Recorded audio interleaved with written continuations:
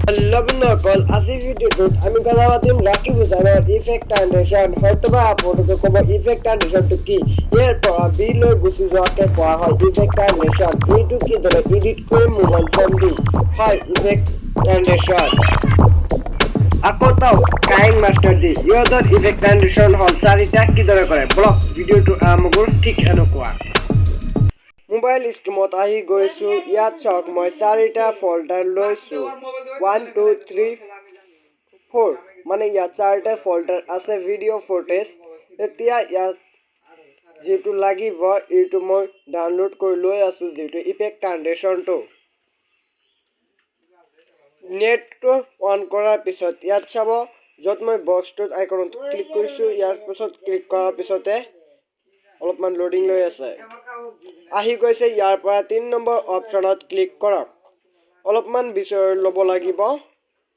bottle ফলে চাই লো আগত নাই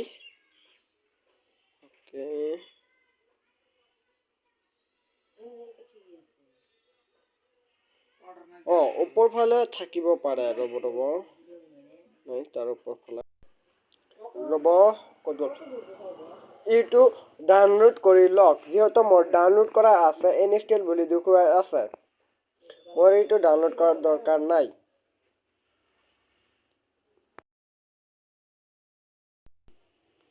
মই বেগত আহি গলো আহি যোৱাৰ পিছত ৰব ইয়াত মোৰ যেটো ইনষ্টল কৰা আছিল ইয়াৰ পৰা মই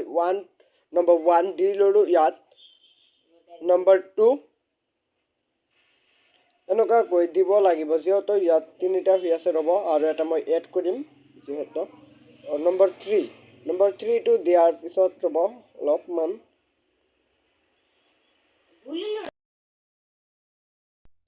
নম্বৰ 4 বক্সটোত বহুৱাই দিয়াৰ পিছত এতিয়া ভিডিওটো এক্সপোৰ্ট কৰিম মেমৰি কাৰ্ডলৈ